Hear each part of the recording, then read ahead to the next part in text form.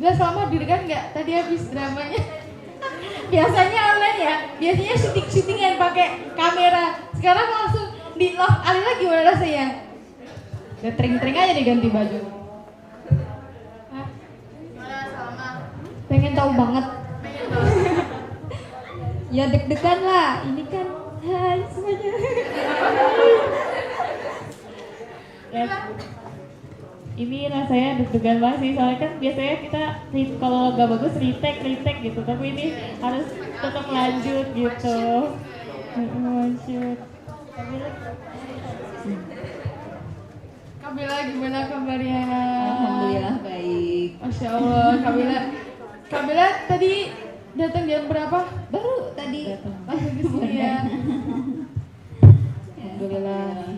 Kita bakal ngobrolin tentang tema besar kita hari ini apa? Sahabat taat. Sama Kabila langsung sama. Ini juga sahabat yang taat kan ya. Kita bakal bahas, kita kupas habis ya tadi masalah-masalah di drama. Sekarang tuh tantangan-tantangan zaman sekarang itu buat sahabat taat tuh gimana sih, mencari dan menjadi sahabat taat itu seperti apa? Kita langsung aja mungkin ya Kak.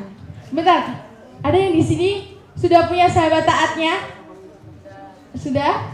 Ada yang masih berjuang mencari sahabat taat? Masih ada juga. ini lemas banget ya. Suruh gimana? Bakal salah pimpin deh ya Lela deh.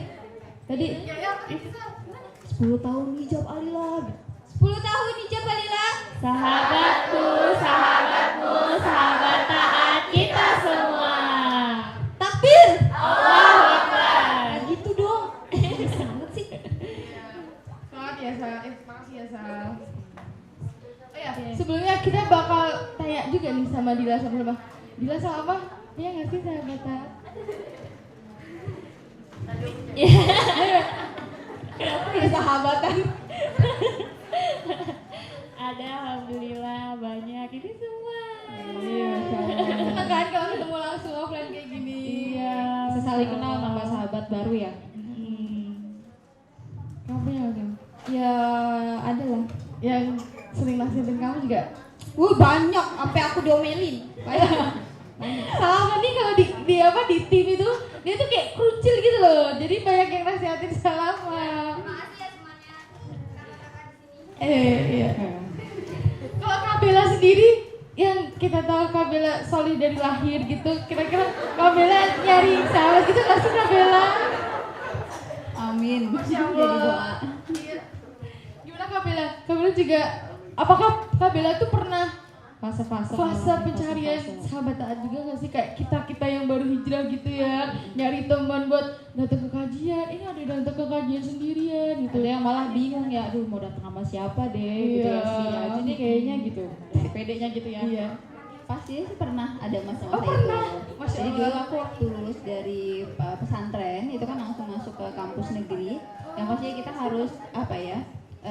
Nyari temen gitu. Gimana caranya supaya kita bisa terus istiqomah gitu. Ya, nyari teman, kita udah ini nggak sih apa namanya, merasakan ya bagaimana fungsinya sahabat taat. That's why kita tuh pengen banget punya sahabat taat yang banyak kayak gitu, buat ngingetin kita tadi kayak di dramanya tadi ya, gitu ya Mut ya. Tapi ada pertanyaan nih Kak Bella. Sebenarnya definisi sahabat taat yang kita tuh gimana sih? Apa yang negurnya harus keras-keras atau yang seperti apa? Itu seperti apa sih Kak Bella sebenarnya? Taat sama siapa juga sih Kak Bella? Taat itu sama siapa ya? Oke, ya izin menjawab ya tadi pertanyaan dari Teh Mutiara.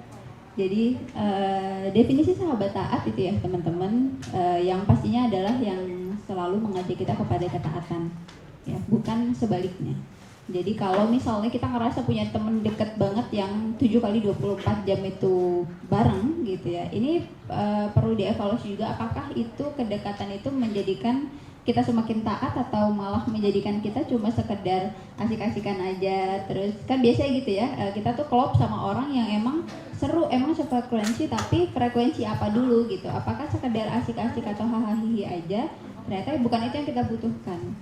Nah, jadi ada kalau di dalam Al-Quran itu, dalam Quran surat Al-Zukhruf ya ayat 67, nanti teman-teman bisa cek. Allah mengatakan al-akhillau yawma idzin ba'duhum li ba'din adu. illal muttaqin kata Allah. Jadi orang yang al-akhilla itu berarti kan sahabat karib ya. Sahabat karib itu berarti udah CS banget, udah deket banget. Nah, mereka itu bisa jadi musuhan di hari kiamat. Kenapa? Karena bisa jadi selama di dunia itu meskipun mereka deket, cuma deketnya itu kayak ya tadi mungkin saling kong kali kong untuk kemaksiatan, terus saling ya cuma asik-asikan aja, tapi sebenarnya itu ada yang kosong ya, tidak sampai kepada visi akhirat, intinya gitulah temenannya itu. Nah nanti di hari kiamat itu dia malah saling ngejatohin satu sama lain. Nah jadi kan kalau di hari kiamat itu nanti kan ada hari yaumul hisab, kita dihisab, mereka tuh saling berlepas diri, nggak mau disalahin. Kan nanti misalnya sama Allah ditanya kenapa kau melakukan kemaksiatan ini A, B, C segala macam, dia akan bawa temennya, itu tuh gara-gara dia ngajakin saya misalnya begitu. Yang temennya bilang bukan saya yang ngajak, emang dia aja yang dasarnya suka maksiat misalnya gitu. Nah saling menyalahkan. Nah, jadi mereka di hari kiamat nanti justru menjadi musuh gitu. Kecuali kata Allah tadi ilal muttaqin, kecuali orang-orang yang bertakwa. Nah makanya kita butuhnya sahabat taat tadi itu, karena nanti di hari kiamat kita justru nggak saling menyalahkan, tapi kita saling bisa memberikan syafaat untuk yang lain, insyaallah gitu. Allah, ini tuh mematahkan stigma ini loh. Kalau temenan tuh jangan milih-milih gitu, ya nggak sih? Kita udah familiar dengan itu, tapi ternyata ya itu loh, maksudnya itu adalah firman Allah yang bilang besok tuh semua bakal jadi musuh kecuali teman-teman yang taat gitu, yang mengingatkan kita kepada Allah. Jadi penting banget buat kita nemuin sahabat taat, kita menuju jalannya Allah kayak gitu ya jadinya, ya nggak ya?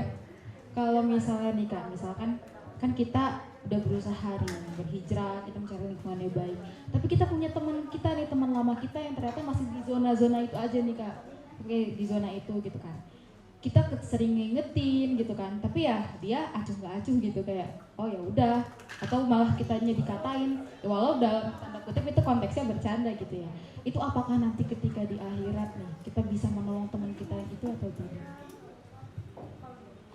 Makanya sebenarnya kita juga ya membangun landasan temenan kita sama orang itu motivasinya karena apa ya? Kalau misalnya kita pengen mikirnya tadi sampai ke akhirat, sampai benar-benar yang menjadi partner kita sampai ke akhirat, bisa ngasih syafaat, bisa ngasih bantuan untuk kita, berarti ya kita motivasinya tadi itu, ikatannya itu karena ketaatan juga gitu ya. Kalau misalnya tadi katakanlah ada orang yang mungkin berbuat kurang menyenangkan ya ke kita, tetap kita motivasinya itu karena kita tuh ingin menyebarkan kebaikan, tapi kita tidak mengharap timbal balik kebaikan kecuali dari Allah kan gitu. Karena kita kalau misalnya berbuat baik atau misalnya kita ya mungkin tadi ya ada istilah mungkin teman-teman pernah dengar, kadang-kadang kita bosan jadi orang baik gitu. Sebenarnya menjadi orang baik itu bukan bosan atau tidak, tapi memang kita butuh, karena kita ibarat kata sedang melempar jaring kebaikan yang nanti ketika hari pembalasan nanti itu kita urusannya memang bukan sama manusia pembalasannya, tapi Allah yang nanti akan langsung ngasih reward atas kebaikan yang sudah kita sebar tadi itu.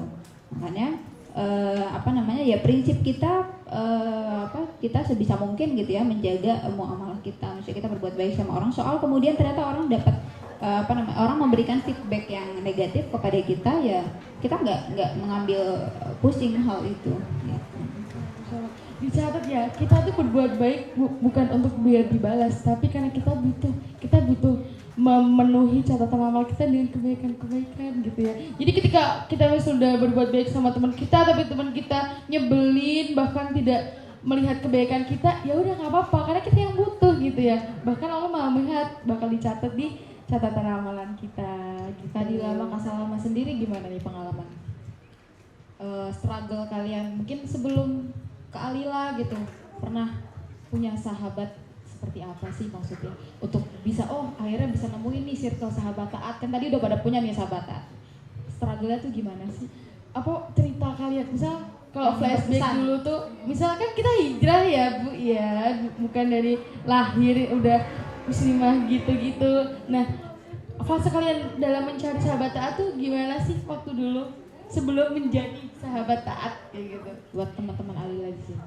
Kalau dulu sebelumnya kan tentang pertemanan itu kadang kita cocok nggak cocoknya ya Kak. Jadi kayak misalnya bukan lingkungannya, tapi kadang kitanya merasa yang kayaknya aku nggak cocok di sini, terus kayaknya kebanyakan kayak gitu. Nah sampai akhirnya titik baliknya itu pas sadar kalau misalnya kayaknya kalau aku ngumpul kesini nggak ada manfaatnya deh gitu. Paling iya kadang terus kok cuma, tapi kan kalau misalnya kita hai nanti pas balik pulang kosong gitu, ya merasa kosong terus iya. Kalau aku dulu tuh bukan kebanyakan, aku tuh mainnya sama orang yang nonis gitu loh, nonis yang emang beda gitu agamanya. SD, SMP, SMA. Jadi tuh yang tadi bener kata Kak Fani, kalau temenan itu jangan pilih-pilih, tapi aku milih-milih sih, tapi ya kayak kan jadi lagunya nggak jadi ya kayak gitu. Jadi tuh aku belum tahu waktu dulu tuh tentang sahabat taat. Nah mungkin Allah udah gede ya Allah maafin aku ya Allah. Maksudnya Allah tuh udah, ini anak kok jalannya melenceng gitu ya, aku jadi dilurusin gitu loh. Alhamdulillah aku dipertemukan sama kakak-kakak yang masya Allah jadi sahabat taat aku gitu. Ya di mana aja, bukan di Ijab Alila doang, di sini juga bisa kayak gitu. Jadi alhamdulillah, jadi sekarang aku udah tahu tentang sahabat taat, dan insya Allah kalau misalnya kita mencari, pasti Allah datangin ke kita. Kita peka dulu aja gitu sama situasinya. Juga kalau misalnya kita nggak dapet sahabat taat, ya kita yang jadi sahabat taat untuk teman kita. Gitu. Nah ya Pak. Mina. Kadang kita tuh lupa buat, misal kita udah tahu ya pentingnya sahabat taat, tapi kadang kita tuh terjebak di lingkungan kita sendiri gitu loh. Mau ngajakin tuh takut dibilang so alim, ya nggak sih? Lo mah so suci banget sih, orang biasanya gimana gitu loh. That's why dari situ tuh kita jadi berjuang harus nyari sahabat taat kemana ya. Dari situ kita jadi harus nyari lingkungan yang bagus buat memperbarui keimanan kita, istilahnya kayak gitu. Ngomong-ngomong tadi Kak Salama ngomong kalau kita sulit mencari sahabat taat, kita harus menjadi sahabat taat. Sebenarnya gimana sih Kak Bella nih? Kita balikin Kak Bella nih. Mencari dan menjadi sahabat taat itu seperti apa ke teman-teman kita tuh? Maksudnya apakah harus yang ngomongnya pelan-pelan atau enggak harus dibentak? Atau mungkin kan kadang ada situasi mood orang nggak enak ya, tiba-tiba terus kita ngechat, mungkin dia bikin status yang nyeleneh gitu kan, terus kita ngechat balas, itu gimana? Apakah sikap kita itu dibenarkan, atau ketika kita mendapat itu tanggapan kita seperti apa ya? Oke, jadi ketika kita pengen menjadi sahabat taat gitu ya, maksudnya menjadi orang yang senantiasa mengingatkan teman-teman kita dalam ketaatan, yang pasti berarti yang menjadi landasannya itu adalah karena poin pertama pasti bukan kemaksiatan ya, kemaksiatan kepada Allah, tapi ketaatan kepada Allah itu sendiri. Dan kalau kaitannya dengan muamalah kita sama orang, maksudnya interaksi kita sama orang, berarti kita membangun landasan tadi itu suka atau tidak sukanya kita sama orang, ya cinta dan bencinya kita sama orang itu karena Allah juga, karena ketaatan juga. Yang maksudnya cinta dan benci karena Allah itu adalah ya kita misalnya saya ya temenan sama Dila, temenan sama teman-teman semuanya, itu landasannya karena Allah. Yang kalau misalnya apa yang kemudian dia lakukan, apa yang kemudian teman-teman yang lain lakukan itu benar sesuai syariat dan tidak melanggar perintah Allah, maka itu menjadikan kita semakin cinta kan gitu, atau kita semakin dekat lah tadi itu. Tapi kebalikan, kalau misalnya ternyata apa yang dilakukan oleh teman kita tadi itu sebuah kemaksiatan, berarti kita akan marah pada kemaksiatan, tapi bukan marah kepada orangnya. Bisa dibedakan ya, karena kadang-kadang kita mungkin kita marah gitu ya, oke memang dia salah, tapi kita kebawa untuk membenci personalnya juga. Nah itu kan salah. Akhirnya apa? Bisa jadi ya mungkin yang awalnya hidayah itu Allah ingin sampaikan kepada dia melalui perantara kita, akhirnya jadi terputus karena kita udah menutup diri, kita udah benci sama orangnya, kita sudah benci sama teman tadi itu, sehingga akhirnya kita memilih untuk menjauh. Udahlah, dia mah emang nggak bisa dikasih tahu misalnya gitu. Ada mindset yang kemudian kita bangun sehingga kita memilih untuk tidak dekat lagi sama dia. Nah itu yang salah. Jadi memang menata hati kita untuk melandaskan cinta dan benci kita karena Allah itu memang butuh proses ya, karena kita sedang ingin mengajak teman kita tadi itu, dan teman kita pastinya manusia ya, bukan robot gitu, yang artinya disetting kemudian langsung paham, kemudian dikasih tahu sekali kemudian langsung jalan gitu ya tanpa error, nggak bisa, karena kita manusia pasti ada yang namanya human error ya. Jadi ya memang butuh kesabaran, kemudian kita kembalikan lagi niatnya itu karena Allah ya, bukan karena yang lain. Bener banget. Jadi ini ya, jadi ingat kisah yang bukan sangat ya, mungkin aku sendiri juga mengalami bahwa ketika misal awal hijrah kita udah semangat buat ngajakin dia kebaikan, tapi ternyata cara yang dipakai itu sana tuh malah dia menjauh dari kita kehilangan teman-teman, jadi kita sendirian gitu, nggak malah dimusuhin gitu loh. Sebenarnya kita pengen mendakwahi dia, tapi dianya belum siap dan kita cara yang salah, malah kita kehilangan teman kayak gitu. Seharusnya kan kita ini ya, ketika hijrah itu pengen ngajak kebaikan, kita juga harus membekali diri sendiri ilmu bagaimana cara menyampaikan yang baik biar dia tuh nggak hilang gitu loh.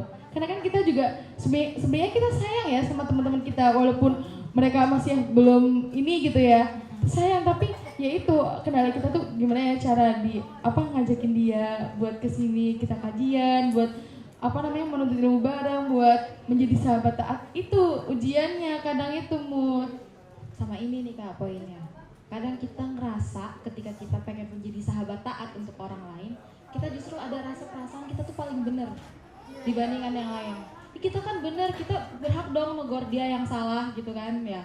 Nah itu tuh sebenarnya apakah itu termasuk kita ketika kita berbuat kebaikan ya Kak, apakah kita itu dijatuhkan dosa, atau malah ketika kita sadar ternyata tidak baik, itu malah dosa kita digugurkan, atau bagaimana? Jadi yang namanya orang udah berubah tadi itu ya, udah merasa baik, jangankan kita ke teman, mungkin ya di antara teman-teman ada yang ketika di keluarga itu Allah berikan kesempatan lebih dulu untuk kemudian mengenal Islam, tapi keluarga yang lain belum. Nah itu pernah nggak muncul perasaan kayaknya aku lebih better deh daripada orang tua gitu. Kenapa? Karena orang tua belum mengenal Islam, orang tua belum mengkaji Islam, orang tua belum ikut pembinaan misalnya, sementara kita udah. Nah yang begini-begini ini itu harus kita hilangkan gitu ya, harus kita singkirkan. Kenapa? Karena pada prinsipnya kita semua adalah pembelajar, kita semua adalah orang yang masih harus terus belajar sampai nanti akhir hayat kita gitu. Jadi apapun itu fasenya, kita juga melihat orang lain yang mungkin belum berproses, mereka juga akan berproses seperti kita, dan kita berikan ruang untuk mereka itu berproses gitu. Dan kadang-kadang mungkin tadi memang muncul perasaan kayak kita sudah ideal begitu ya, kita menuntut orang lain untuk harus satset begitu ya, sementara proses orang bisa jadi beda-beda. Nah kita yang harus membaca keadaan tadi itu, kita membaca kondisi gitu ya. Jadi bagaimana kemudian nanti cara penyampaian kita, cara kita mengajak mereka, kemudian cara kita merangkul mereka, nah itu semua harus sesuai dengan pembacaan itu, supaya nanti tadi betul apa yang menjadi pesan untuk teman kita itu sampai dengan alami gitu, sampai dengan baik begitu ya, sehingga ditangkapnya pun positif begitu. Memang pada akhirnya nanti kita juga akan bicara tentang seni menyampaikan atau seni berdakwah gitu ya. Gimana kemudian ketika ada yang salah, cara menegurnya seperti apa, apakah harus frontal, apakah seperti apa gitu ya. Jadi ya hal-hal seperti itu memang harus dilalui dari proses belajar. Yang salah adalah ketika tadi kita sudah dapat begitu banyak maklumat, terus kemudian kita kurang memahami ya gimana posisi teman kita, gimana keadaan teman-teman kita yang mungkin baru berproses tadi itu, sehingga kadang-kadang yang muncul adalah judgement ya, penghakiman, atau kita merasa kayak udahlah kita sudah memvonis. Vonis itu tadi bisa jadi karena keterburu-buru, atau mungkin karena tadi sifat-sifat yang juga dimunculkan dari setan yang merasa pokoknya dia nggak akan pernah bisa baik misalnya gitu, atau kita udah lebih baik dibandingkan mereka nggak akan bisa berubah seperti kita. Nah itu hal-hal seperti itu yang kemudian harus kita jauhkan. Nah, karena lagi-lagi hidayah itu punya Allah. Bahkan Rasulullah pun sampai akhir hayatnya Abu Thalib meminta doa supaya Abu Thalib masuk Islam, kan ternyata ya memang belum bisa begitu ya, sampai akhir hayatnya Makanya Allah kemudian mengingatkan bahwa hidayah itu bukan ada di tangan kalian, bukan ada di tangan Rasulullah sekalipun, tapi emang ada di tangan Allah. Kalau Allah berkehendak maka kemudian Allah akan bukakan futuh ya, atau jalan ya untuk orang itu menerima hidayah. Berarti perbaruan niat setiap hari itu penting ya Kak. Jadi menjadi sahabat taat itu ternyata ujiannya juga nggak kalah dahsyat, ya nggak sih?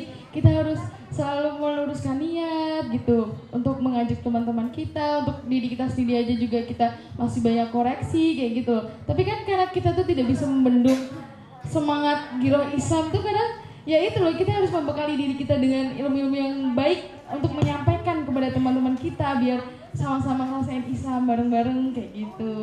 Benar-benar. Karena hijrah itu ternyata start kita ya Kak. Iya. Bukan kita udah hijrah, lepas gitu. Ternyata hijrah tuh kayaknya nih. Start kita buat struggle lagi, buat menyampaikan dakwah itu lebih luas lagi kepada teman-teman kita, saudara kita gitu ya. Aku jadi ingat aku pernah dapat sesuatu dari seorang ustadz gitu ya, bilang kalau dalam menyampaikan kita ngajak teman gitu ya, bahwa kebenaran itu kalau mau diterima ya dengan cara yang baik kayak gitu loh. Gimana mau diterima kalau misal semua orang kan sebenarnya fitrahnya menyukai kebaikan gitu ya, fitrahnya ya. Jadi kalau kita pengen ngajak dia ya jangan dengan marah-marah atau dengan yang nggak bagus kayak gitu, menyindir kayak gitu kan, dia udah sakit hati duluan, bukan terpikat hatinya tapi malah sakit hatinya kayak gitu. Itu semua kayak all the time tuh kita bakal kena masalah kayak gitu ya, maksudnya ujian bagi sahabat taat sudah hijrah itu seperti itu. Kalau Kak Salamah nih sama Kak Dila, ketika mau negor temen nih, kita tahu nih di depan mata kita nih teman kita nih teledor atau gimana gitu. Iya. Biasanya gimana Ada yang sih kurang negor-negor? lurus nih gitu. Biasanya sih saya yang ditegur.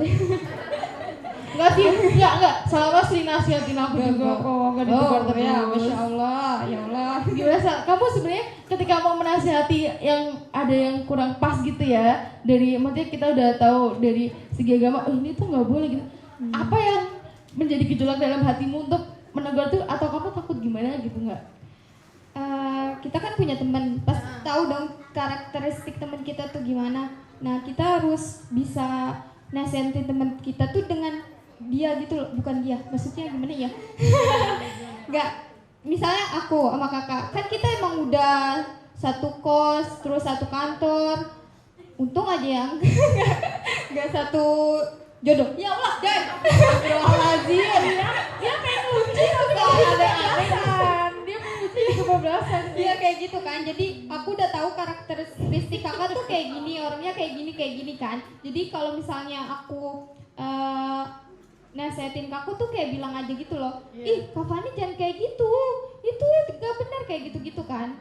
Harus tahu dulu sih. Kalau udah kenal kita udah tahu celah gimana sih cara menasihati kayak gitu ya. Iya. Tapi kalau misal teman kamu nih, kamu gimana kalau ada yang nggak pas di mata kamu?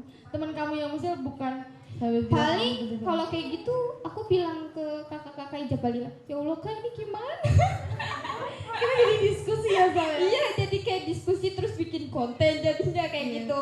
Ya terus abis itu di upload gitu ke story. Ya siapa tahu dapat hidayah gitu. Sebenarnya konten-konten itu termasuk permasalahan kita sehari-hari ya Zal. Kadang kita digodok bareng, diskusi.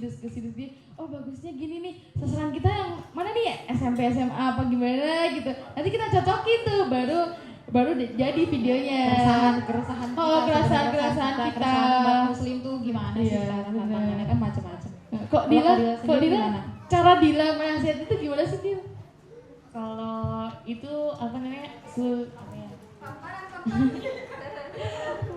butuh seninya sih, tapi emang berat banget kan, apalagi kalau misalnya pengen ngomong tapi tanpa ada rasa judging gitu, menghakimi tuh sulit banget. Paling kalau aku tuh biasanya nanya dulu gitu, Apa gimana dia? udah makan belum? Enggak Beneran? Halus banget loh, nanyanya makan belum, kan dijajakin. biasanya kalau temen tuh ada yang masih pakai celana gitu ya, mungkin mereka belum bisa menerima terusan, akhirnya kadang kamu punya rok nggak gitu, atau enggak kadang teman-teman udah pada pakainya bajunya kayak gini, kayaknya kamu nanti beda sendiri deh gitu, paling gitu-gitu. Awalnya sih tanda tanya kalimat tanya dulu gitu caranya. Keadaannya dulu yang nggak langsung kamu bagus ini, nggak langsung kayak disuruh gitu ya Dil ya. Diajak ditanyain dulu keadaan hatinya, keadaan sebenarnya itu seperti apa, ditanyain biar kita nemu solusi yang tepat tuh kayak gimana, kayak gitu. Betul. Iya. Apalagi misal ya kita bisa mengajak sahabat gimana sih, mengajak teman kita buat hijrah gitu tuh. Apalagi kalau kita tuh bisa menunjukkan akhlak kita tanpa kita nyuruh dia, ya nggak sih? Bisa kita istiqomah, pakai gamis, kita bertutur kata yang baik, kita tanyain dengan lembut, udah makan belum, kita menjadi teman yang baik, benar loh. Itu sebenarnya kan juga walaupun kita yang mungkin dilihat orang, kamu kayaknya nggak deketin dia, tapi dengan kita memperbaiki akhlak sebenarnya insya Allah itu jadi dakwah kita gitu ya. Dia kok lama-lama jadi cantik ya, misal pakai gamis apa gimana, aku jadi pengen deh pakai gamis. Kamu beli gamis di mana sih? Akhirnya kayak gitu. Kalau sudah itu iseng-iseng soft selling itu namanya tuh. Iya, kalau nggak iseng-iseng misal kalau kita pengen teman kita pakai gamis kan bisa kita ajakin ke offline shop, temenin aku yuk, tapi nggak yang kamu pengen baju yang enggak, tapi kayak emang kitanya aja minta bantuan dia buat nemenin kita ke kajian gitu-gitu dengan cara yang lembut kayak gitu. Lama-lama insya Allah hatinya juga bakal melembut gitu. Ngomong-ngomong soal sahabat taat nih, kayak aku punya unek-unek lagi nih ceritanya. Kan sahabat taat itu kan kita sama teman-teman kita nih. Dan kita kan pasti nggak 24 jam nih Kak sama teman-teman kita. Ada saatnya memang kita sendiri di kamar gitu kan. Itu dan kita pasti main HP kan sekarang tuh. Dan banyak banget sekarang yang namanya di HP tuh ya masalah konten-konten yang sebenarnya mengikuti kita gitu kan. Jadi kayak misalnya kita nonton ini tertarik, pengen nyoba atau apa gitu kan.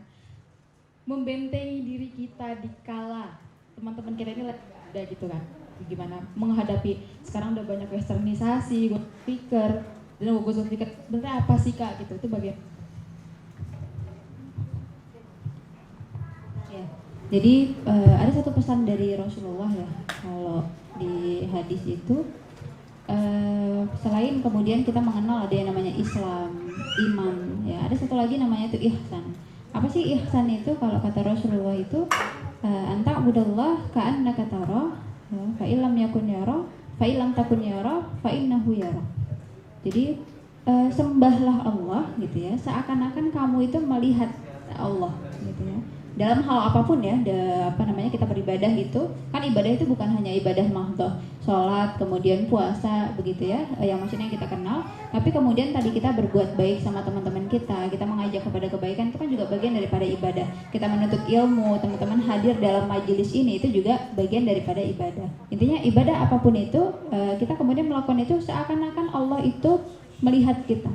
Kalau kita nggak bisa melihat Allah, maka bikin mindset ya seakan-akan Allah itu yang melihat kita. Nah, jadi kalau tadi kebalikan kita seakan-akan melihat Allah gitu ya, tapi kalau ini kita juga tumbuhkan seakan-akan Allah itu selalu melihat kita gitu ya. Jadi itu yang kondisi itu yang akan menjadikan kita, menjaga kita dalam kesendirian pun kita akan minimal mikir gitu ya beribu kali gitu, karena kita diawasi sama Allah, karena kita dilihat langsung sama Allah, jadi kita nggak akan bisa macam-macam juga meskipun di depan teman-teman tadi itu kita seperti apa, tapi ketika sendiri pun kita tetap menjadi profil itu, artinya nggak bermuka dua juga begini. Jadi kalau misalnya sendiri itu baru ini ada kesempatan ya untuk menjalankan apa-apa yang nggak bisa kita lakukan depan orang. Nah itu insya Allah nggak akan terjadi ketika kita membentengi diri dengan itu tadi. Selain dengan itu yang pasti ya, yang namanya keimanan itu kan yazid wa yanqus ya, bertambah dan berkurang. Gimana caranya ketika sudah bertambah tadi itu terus kita jaga keistiqomahannya supaya meningkat, dan gimana caranya ketika sudah berkurang tadi itu kita juga terus minimal nggak kemudian dituruti. Misalnya gini, kita lagi ngerasa emang lagi di fase mager gitu ya, biasanya kalau teman-teman itu habis fase period ya, kita untuk memulai lagi rajin on time sholatnya, kemudian ada bi'ah yaumiyahnya yang kemudian harus ditingkatkan lagi. Nah itu untuk memulai start itu lagi tuh ngerasanya kayak berat.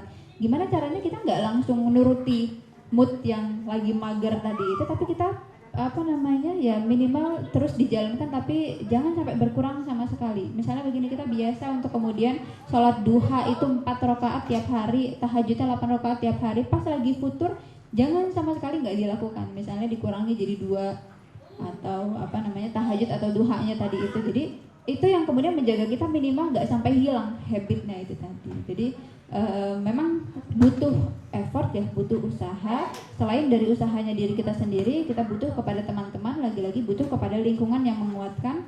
Karena ketaatan itu kalau kita hanya mengandalkan kepada diri kita, itu kita akan ngerasa berat gitu. Jadi minta bantuan sama teman-teman yang lain juga untuk ayo nih narik kita gitu ya. Kemudian kita minta juga sama Allah supaya Allah berikan kita istiqomah sampai nanti akhir hayat. Masya Allah, amin, amin. Semoga kita selalu istiqomah ya.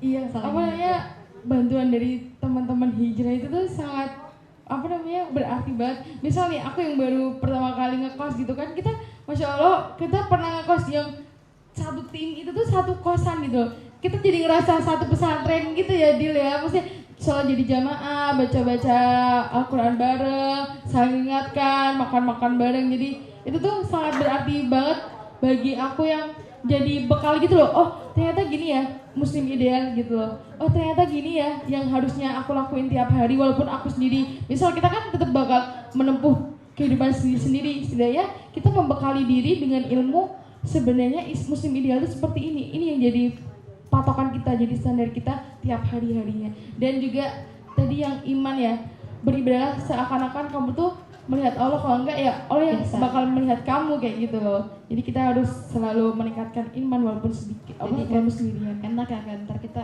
insya Allah amin masuk surga, kita reuni sama teman-teman sahabat Iya, kita ya udah banget ya, sama orang yang saling ngingetin kita waktu di dunia gitu kan. Ketemu Kadila, Kasalama, abis ini nanti satu kos di surga. Satu kos juga. Yang terakhir mungkin ya Mut ya.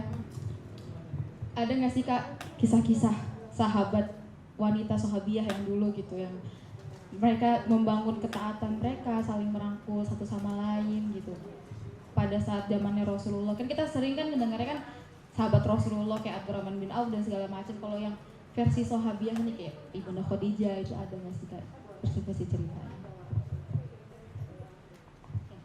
Pastinya ada ya. Jadi memang ini mungkin jadi apa tantangan juga ya untuk kita, karena kita belum banyak mengenal profil sahabiah atau kemudian sahabat-sahabat Rasulullah yang perempuan, yang kadang justru yang banyak diceritakan tadi itu kan laki-laki gitu ya, sosok apa namanya perempuannya itu malah jarang. Sebetulnya banyak sekali. Kalau misalnya kita mau menceritakan ya dalam biografi sahabiah, nanti kemudian teman-teman bisa cari. Dan salah satunya itu ada perkumpulan apa namanya para sahabat yang diketuai oleh Asma ya, yang mereka itu aktif kemudian untuk mendiskusikan perkara terkait dengan kewanitaan. Misalnya ya, sampai kemudian waktu itu pernah ada satu pertanyaan kepada Rasulullah, hasil dari diskusi teman-teman apa namanya sahabiah itu, mereka melakukan bukan protes bahasanya, intinya yang memberikan masukan kepada Rasulullah, memberikan pertanyaan kepada Rasulullah hasil daripada diskusi mereka. Apa salah satunya, mereka mempertanyakan kalau misalnya yang laki-laki ya para sahabat itu mereka dapat peluang pahala yang lebih ya kalau misalnya berjihad ya semua dianjurkan kepada laki-laki ya, jihad itu untuk laki-laki yang baligh kemudian muslim ya. Kemudian kalau misalnya pahala yang lain, misalnya kalau sholat Jumat begitu ya, kemudian setiap sholat fardu, sholat rawatib itu mereka dapat posisi saf paling depan misalnya. Nah perempuan-perempuan ini merasa kok kayaknya kita peluang pahalanya dikit banget. Kita ngerasa peluang kita untuk menjalankan ketaatan udahlah terbatas, dipotong lagi ada periode tiap bulan, haid tiap bulan gitu ya. Jadi kerasa kayak terbatas banget gitu. Kemudian pertanyaan itu kemudian dijawab dengan penuh kelembutan ya oleh Rasulullah. Apa kata Rasulullah? Kalian para perempuan ya, bukan berarti Islam tadi itu kemudian mendiskriminasi perempuan seolah-olah porsi pahala itu lebih banyak untuk laki-laki, tapi justru perempuan ketika dia ridho dengan apa yang dilakukan oleh suaminya, mungkin laki-laki yang ada di rumahnya, anaknya, kakaknya dan sebagainya, dan dia ikut turut serta memfasilitasi itu, misalnya katakanlah tadi yang mau berperang ikut disiapkan persiapan perangnya, perbekalan dan lain sebagainya, dia akan dapat pahala meskipun dia kelihatannya hanya diam aja di rumah gitu. Nah hal-hal seperti itu yang kemudian ketika Rasulullah sudah menjelaskan, memberikan pencerahan, kemudian itu ditransfer kepada teman yang lain, mereka ini justru bisa saling menguatkan satu sama lain. Bukan justru sebaliknya, bukan justru membuat makar gitu ya, atau membuat kayak pokoknya kita harus melawan gitu ya, atau ya seperti gerakan-gerakan perempuan hari ini yang kemudian banyak melakukan perlawanan atas nama kewanitaan ya, atas nama perempuan gitu. Padahal sebenarnya itu justru akan melenceng dari fitrahnya gitu. Berawal dari ketidakpahaman tadi itu. Nah tapi para sahabiah ini tadi, mereka ketika tidak paham justru kan mempertanyakan kepada Rasulullah. Ketika sudah dapat arahan seperti itu yang kemudian mereka jalankan dan justru saling menguatkan satu sama lain. Bukan justru ya satu sama lain itu ibaratnya kalau sekarang itu mungkin ada perkumpulan perempuan yang kalau pas ketemu itu kesempatannya cuma gosip gitu ya, atau gibah. Nah, mereka tidak melakukan itu tapi saling memberikan suntikan semangat untuk yang lain. Kira-kira begitu. Kita harus banyak-banyak tahu ya. Kita belajar lagi, mencari lagi kisah-kisah sahabiah, kita mendalami lagi. Kalau kita tahu, insya Allah kita bisa mengamalkannya dengan baik. Balik lagi ya, ibadah hati itu susah tapi pahalanya nggak tanggung-tanggung gitu. Kita ngapa-ngapain ternyata, tapi ketika kita ridho dengan misalnya yang udah punya suami, ridho suaminya bekerja di luar, kita ternyata juga dapat pahala kayak gitu ya. Kita menjalankan syariat Allah, misal kita ini sih yang yang baru aja masuk di aku tuh, ketika kita ridho misal lagi, kalau cewek kan ada halangan ya, aku nggak bisa ini, misal waktu kemarin ada puasa Asyura kita nggak bisa gitu ya. Tapi ketika kita ridho, kita juga dapat pahalanya gitu loh. Jadi ibadah hati itu walaupun sulit, tapi pahalanya nggak nanggung-nanggung kayak gitu. Alhamdulillah nih, bincang-bincang talk show kita sudah selesai. Udah sampai di penghujung. Mungkin terima kasih banyak untuk kakak guru Kak Bella yang sudah ikut hadir di sini menyertai kita semua. Kak Dila, Kak Salama yang udah mau menjadi apa nih? Icon ya, icon sahabat taat di sini ya. Insyaallah. Semoga sharing yang kita sampaikan hari ini bisa memperkuat kita ya untuk mencari dan menjadi sahabat taat di kedepan hari gitu. Jazakumullah khair, Kak Bella dan Dila Salama. Dipersilakan untuk ini kembali.